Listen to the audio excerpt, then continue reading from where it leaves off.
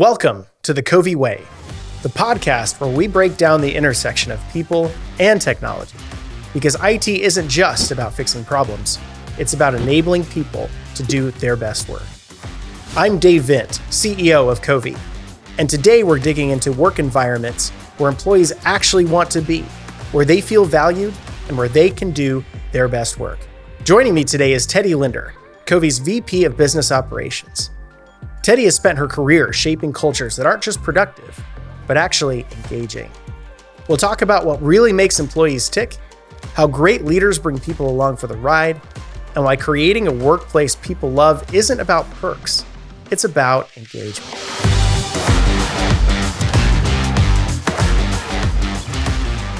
Welcome, Teddie. Excited to have you on. Thanks, Dave. I've been looking forward to having this conversation with you for a while now.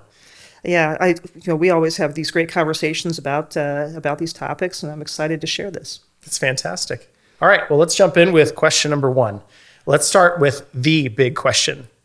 What do you think is the biggest myth when it comes to making employees happy at work? That it's stuff, right? Stuff makes them happy, and that's not the case. It's everybody has a different equation. Each individual has a different equation and it's going to be a combination of what goes on in their personal life, their finances, their family situation, what makes them happy as a person, and what do they know what the purpose of what they're doing is. Yeah, if someone doesn't know why they're doing something, it's very hard to get excited about it. And a good leader will bring that out.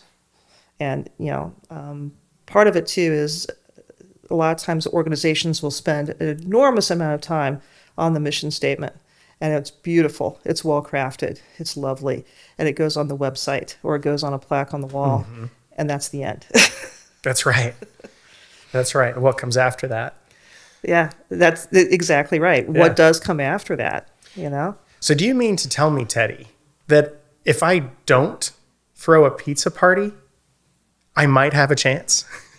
Is that what you mean to tell me? Yes, I do. Imagine that. I thought the pizza party would fix everything. Would fix everything? Yeah. No. Of course, we all know that's not the case. It's amazing how often organizations will choose to do that in lieu of actual development of culture, right? Exactly, because you never know. You got that one oddball that doesn't like pizza, right? And so we have to find something that's a little bit more deep. That's right. Yeah. You have to be able to go into what people really care about in order to bring them along. That's right. Yeah. Yeah. So we know that certainly benefits play a part into that. We know that culture is everything. I want to take a step back and talk about the actual work that employees do on a daily basis. It reminds me of Marcus Buckingham's research. He talks a lot about how what people really want at work is to be seen for their strengths in the workplace.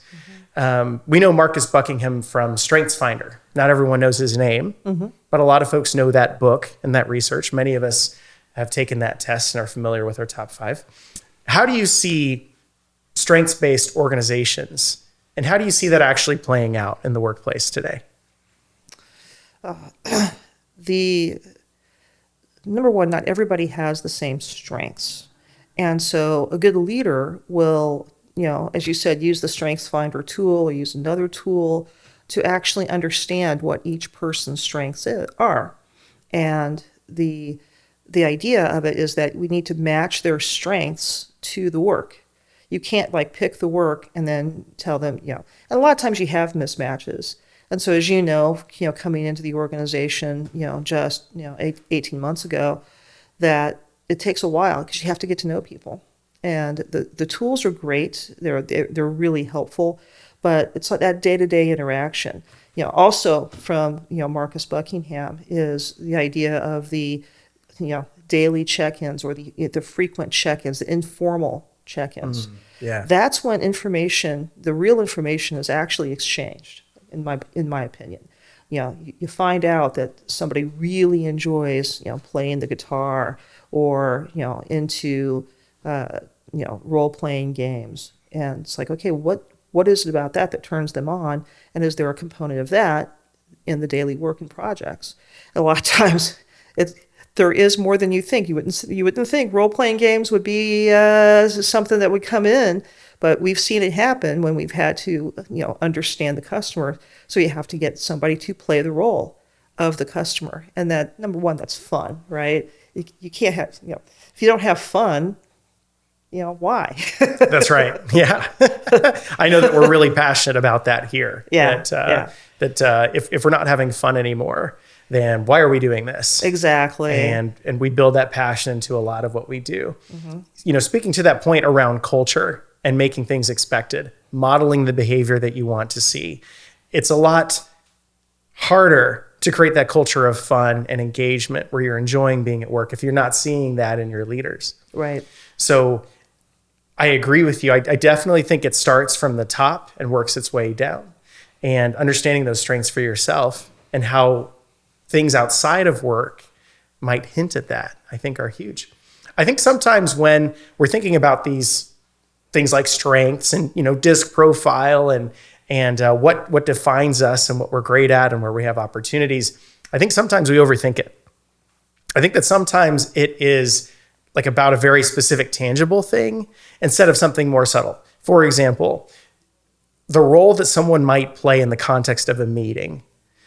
Maybe someone's come to the table with a topic and something that we need to draw out. Maybe someone has the role in that meeting of playing devil's advocate or asking the hard question. That's something that's relatively simple, right? But you don't necessarily understand that strength that someone may have unless you've gotten to know them in a broader context. Like you said, what are you doing outside of work? What are your other passions? Because if you go strictly based off of just like a disc profile or just Strengths Finder, some of that's going to show. But if we start putting people or in those boxes that directly, you might not pick up on that smallest of decisions. To put it in a different way, let's say that you have someone on the team like myself, that futuristic is number one in Strengths Finder. That's great. Okay, we should put Dave in visionary meetings. That's good.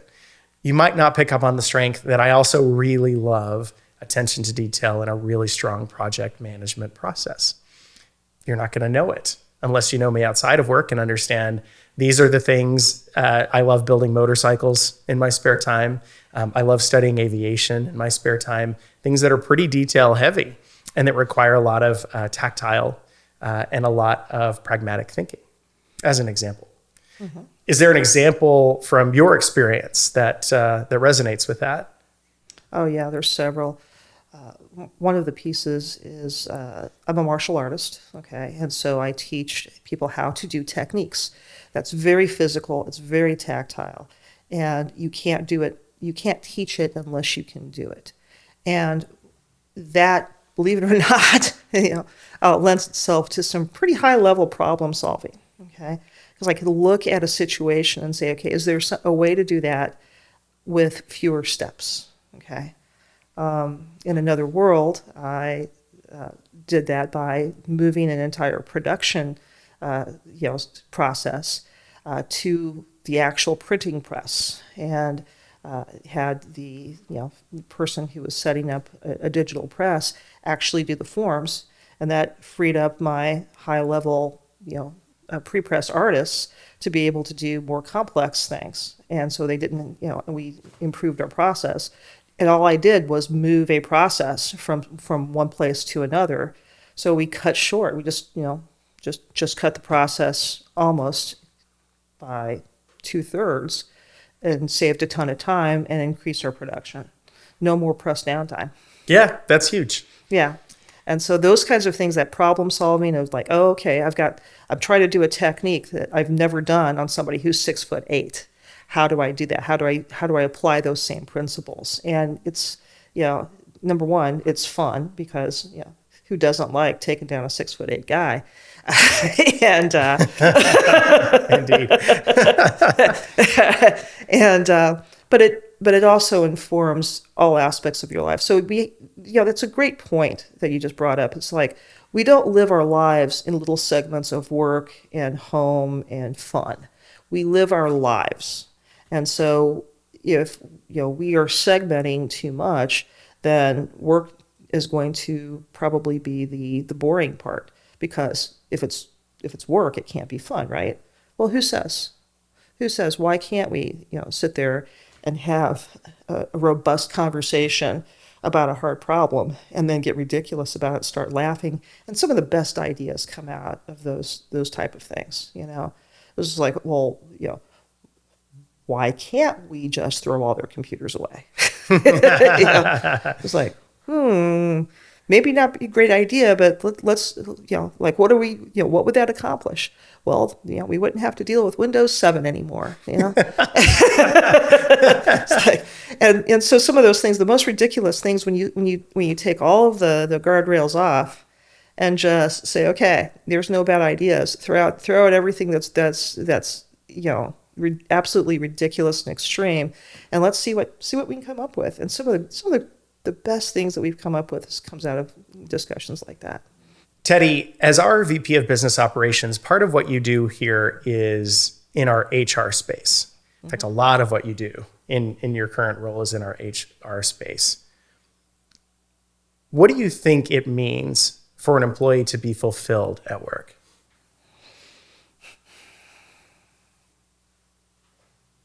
It means that we see them as a person. We don't just see them as somebody who's, filling a slot on our org chart. Okay. So we bring somebody in, and for the first time, we want them to be able to, know that we care. So, we always do our human resources onboarding at least as close as we can, a couple of weeks before they actually start. We actually get a little bio from them so that we know. And we, put that out in our team's channel on their first day so that everybody can chime in and say hi. We encourage them to introduce themselves. And so that starts the process of them, establishing their identity in the organization. And it puts the individual in charge of that. It doesn't put me in charge of it or you in charge of it. It puts them in charge of it. They can reveal what's important to them, or they can choose to reveal something and not reveal other things. And how powerful is that? It's like, oh, okay, I get to say, what's important. I don't get the 2 lines that they pulled randomly off my resume and stick it in Teams. They're asking me to do that. Things like, we also invite people to have input, new hires, to have input into the equipment that they're going to use. Okay, being able to have a choice, it's a huge piece of empowerment. Okay. And I think that is really not understood well in the workplace. Okay. Because, sometimes it's like, okay, got to get it done. And the person gets lost in that. So that it starts there by giving them choices and opportunities to exert their personhood early on in their relationship with the organization. Got it. So it all starts there. It all starts there. It starts from it actually starts in the interview process. It can't start early enough, honestly. Okay. And I know that you do this with interviews. It's like, what are 2 things that you do, during the interview process that encourages, the prospective employee to voice their own personality? Well, first and foremost, we make sure at Covi that our interview process is as consistent as it can be across the board. We want to make sure that it's as fair and we've removed as many chances of discriminatory decisions as possible. Mm-hmm. A phrase that we like to use at Covi a lot is an environment where it's easy to make right choices. Right. Remove friction from some of those negative things and accelerate everything that we can, right? Yeah. But once we've started with that clean slate, that we have that standardized interview guide, I really like to ask questions to explore and get to know. And while a lot of folks like to lean into an interview that is going to be as aggressive and cut and dry as possible, it's been my experience from the hospitality industry and other places that an interview that is as comfortable as possible while still asking difficult questions and pulling the thread actually reveals more about the candidate. Exactly. And I've had the same experience. The best candidates are the ones that I've been able to engage with on a personal level during the interview. Mm-hmm. to not to be creepy about it or anything, but to actually just get to know the person and find out if do I have anything in common with them, and then we can explore those, and then we can actually bring that back to how it relates to the job, and that tells you a lot about right fit. Absolutely. That ability to connect during the interview process, we're looking for that, especially in those who have extra strength in the technical, right? To be able to balance those two skill sets. Another big thing that we like to explore in our recent revision, in our interview process, I love to ask the question, what projects are you working on? For one thing, it tells you a lot about a passion area, and you get to see some of that passion come out, which is a lot of fun.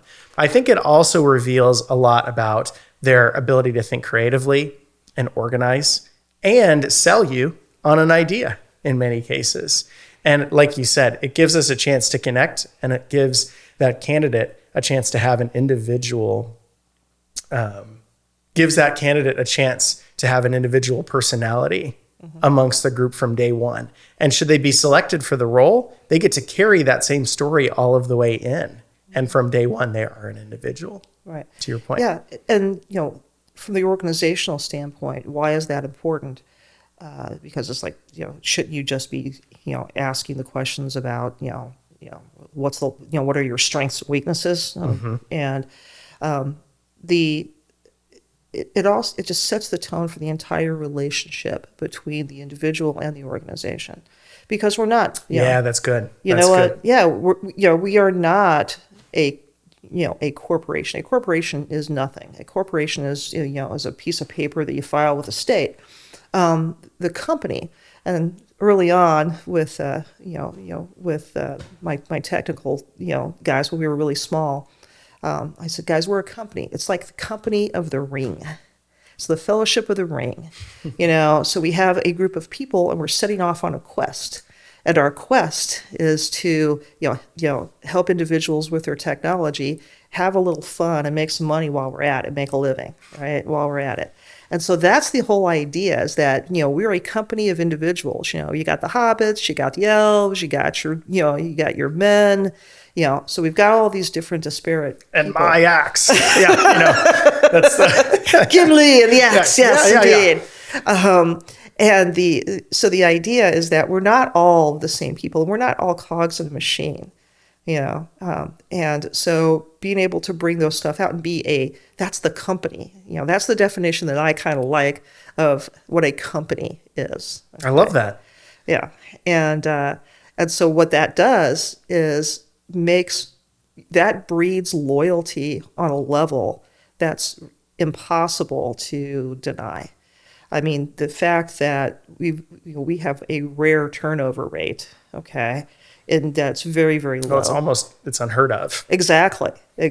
So, our industry, the technology industry, is a stressful, industry. So we've got a group of people who hang out year after year in a stressful job. Why? Well, you got to look someplace else. It's not the day-to-day. Because customers are going to have problems, and they're going to have problems no matter where you work. But what's going on? It's we see and we hear them. Yeah, okay? No, it's huge. Yeah, that's huge. Yeah, and we have and being able to contribute. The other data in the space talks about that. A happy employee is seen as valued, and what makes them feel valued. Number one, this idea of being seen and heard. Well, when they're not a new person anymore, and all of a sudden they're into the grind and they see something, have we set up and nurtured and reinforced the safe space to actually speak and put ideas out amongst us all, and what does that look like, right? So the safe space, and it's amazing because we've had a couple of people that of that used to be shy, never would speak up in a group, and now are very forward. And, they want to put out their ideas because we have set up, a safe place for them to do that. And part of it is simply that they can be heard.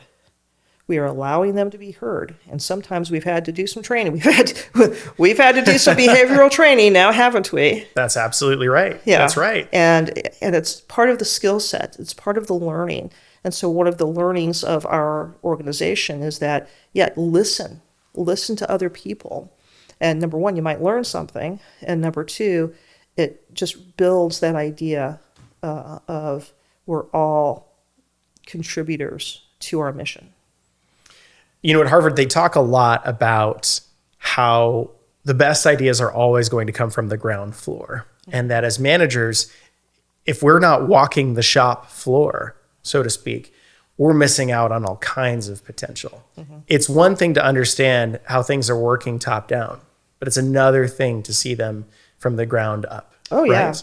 Yeah. The makers of, the lean, space, famously the Toyota production system, okay, TPS, and would have their managers, and they would take them out to the production floor at a Toyota plant, and they would have these circles drawn on the concrete of the floor, and that was the manager's spot. They had to stand in that spot. And they had to stand in that spot. Now, I'm not a proponent of this exact methodology, just to be clear, but their job was to watch. They weren't supposed to talk to anybody. They weren't supposed to correct anybody. They weren't supposed to coach anybody. Their job was to watch, and then their, supervisor, manager, officer would, after their time in the circle, would ask them, "What did you see?" And the expectation was that they were going to come back and say, "Oh, this process is clunky and is inefficient, and if we did X, Y, and Z, we could improve that." Okay. Now, this was not, to be clear, this is not necessarily people focused on this. Right. But the idea was that they were taught to watch. What can you see? And that was, that's really important. So many times we have got, confirmation bias on a very high level. We think we know what's going on. And so therefore, that's the way it is.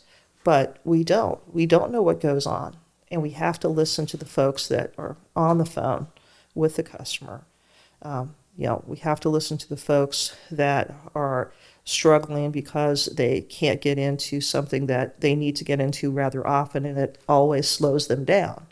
And so if we don't, it's not a good place. In the context of company culture and employee empowerment, I think we often forget the role that technology has in a lot of these things. Daily hangups that create a lot of friction that may not be well understood. Mm-hmm. Silly things like, "Oh, I didn't know that you have to restart your computer twice every day for you to be productive," or "I didn't know that when you go to type an email, Outlook tends to restart, or you have to create a calendar appointment a few times." Mm-hmm. I don't think it's well understood how important that feedback is in the context of technology, and how much those little frustrations add up to mm-hmm. creating that lack of engagement or lack of satisfaction within the workday. Mm-hmm. I think it's a pretty significant thing. I think it is too. I mean, the most recent iOS update, I spent an hour trying to get my email on my phone back to where I wanted it because it had been improved, and I really didn't want it improved. I was perfectly happy with it, so That's right. So it was, yes, it was on the weekend. Yes, it was, my personal time. But I still spent an hour, trying to get those stupid icons off of every one of my messages. That's right. We know that change management isn't always a strength of technology providers, much less platforms as large as that, right? Right. It's a lot of stakeholders to manage in the rollout of OS change. Yeah, and so being able to have tools, and I think, just in the last year, we've developed a couple of places where our staff can go on to a particular Teams channel and say, hey, I'm having this problem. Is anybody else having this problem? And what did you do about it? And that, basically feedback among peers is really important. It really kind of saves us time. It mobilizes the power of the entire group to solve problems. Yeah, absolutely. Let's take a step back. Let's talk a little bit more about culture and the part that leadership plays. We've touched on a couple of different things today. One of them is employee feedback. We've talked a little bit about technology, what it means to create employee engagement, and so on and so forth, what it means to have value at work. We know that all of this is set by the leader. We know leaders set the tone, leaders set the example. What do you think separates great leaders from just managers when it comes to engagement? Well, going back to Buckingham, the idea of the flexibility. Leadership is not a one-size-fits-all type of operation. You can't decide, okay, this is how I'm going to lead, and every person is going to you must resonate. Comply. Yeah, but not every person is going to resonate with that. And so making sure that you can reach people and taking the time to actually engage with individuals where they're at, okay, and find out what's going on. Yeah. In one of my past lives, I led a team of about a dozen people, and when somebody went on vacation, I would just sit in their chair, figuratively. Most of them had uncomfortable chairs, but the idea was that I took on their workload, or a good chunk of their workload, while they were gone, and I discovered so many things about ways to improve. And when the individual would come back, I would we just have a conversation. I was like, hey, this came up. How do you normally deal with this? And so meeting them, they were like, well, I just thought that was the way it had to be. I'm like, well, not really. Why don't you and I work together and see if we can make this better? And so that's a form of leadership. The other thing too is, not being afraid to be very candid, right? And say, listen, this, you have to be able to honestly tell somebody when they're not doing well. Okay. You and I've had this conversation before. If we're going on and on, they've gotten okay appraisals and everything, and all of a sudden we come in and it's like, well, you're not doing these 13 things correctly. I've got to kill myself on this mic. I'm going to put it in armbar. I am. That's right. You're not doing these 13 things right. And they're like, what? That's right. So when did this happen? I know both of us are huge, huge fans of the book Radical Candor. Yes. And the concept of ruinous empathy, which is to say that it may seem like the nice thing in the moment to be soft on a review, or to hold back on expressing some truth, saying, yeah, it's really not that bad. Mm-hmm. But then, as illustrated in one of the first examples of the book, you will get 10 years in and you're letting someone go because they're not fulfilling one of the core tenets of the role. Right. And why didn't you tell them 10 years ago? They would have fixed it. Right. But because you wanted to be nice, you were actually mean in the long run. Right. And it's, we've got examples, real world examples of, doing that. And the person responded in a quite remarkable manner. Mm-hmm. And came around, but, they weren't happy to begin with, but at the same time, it was the best thing for them, right? You have to tell people what is going on, or else it's not fair. Mm-hmm. It's flat That's not right. fair. Not fair to anybody. No. The organization suffers because they've got a low-performing person. The person suffers because, they don't know that they're low-performing. It's the whole thing. It's just like, if I don't tell you what you're supposed to be doing, how are you supposed to know? That's right. That's right. It's common sense. And we know that part of that is being prepared to share that feedback. Part of it is actually being available enough for that feedback to happen or for you to see when something is off. And that goes back to our point around walking the shop floor and actually being in a place where you can see it. Maybe that looks like stepping into the role and shadowing from time to time so you actually understand your employees' experiences. All of these come together to be able to provide that actual, accurate, usable feedback. But more importantly, I believe, asking the right questions of the folks that are working for you so that they have the chance to come to those conclusions on their own and or that they have that sense of ownership. So if we start to tie up a lot of this conversation, into a box with a nice little bow, I personally feel that employee fulfillment and employee engagement comes down to being recognized for your strengths, being recognized as an individual, knowing that other people know what you are great at, what you are exceptional at, having the chance to receive actionable feedback, and that your role in the organization is understood. And finally, coming back, knowing that you're being part of an organization where your feedback is going to be valued, not just because you give feedback and your team's going to take it seriously, but that you are given that opportunity to provide that feedback on a regular basis, and that your team around you is hungry for it and humble for it and eager to learn from your experiences. Is there anything else you would add to that list based off what we talked about today? Going along with that, in terms of culture, is some basic skills training, okay? Which sounds like a big fancy thing, but it really is modeling listening. It's modeling, active listening where you're actually giving feedback that shows that you understood and heard what the other individual said, and then creating actions when the employee or the staff member puts forward an idea. We should be making sure from the organizational end of things that we are acting upon that information.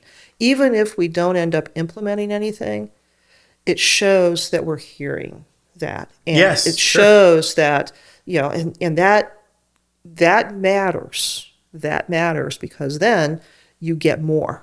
And, the more feedback we get, the more ideas that we get, the stronger that we'll be. And we'll be able to make those improvements. So obviously talking about something like employee engagement and someone having value at work is a much broader subject than what can happen on a 20-minute podcast. Sure. But I love that these are some of our favorites as we have worked to continue to maintain and grow Covi's culture year to year. As a couple of nuggets for the audience today, there are a handful of things that are best practices that we follow here at Covi beyond what we've talked about today, and things that you've probably found in a lot of books yourself.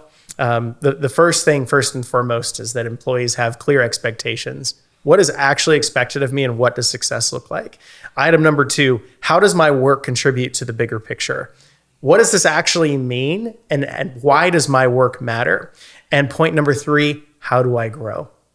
And a lot of folks look at that as how do I grow inside of the company? How do I grow in terms of job title? And why that, certainly that matters.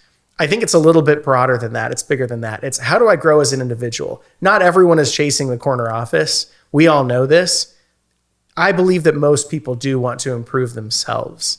And maybe that just means I want to have better conversations with my coworkers at work. So again, we've talked a lot about so many things today, so many great topics, things to explore. We hope you enjoyed our time with us and looking forward to chatting with you next time. Until then, make it a great day.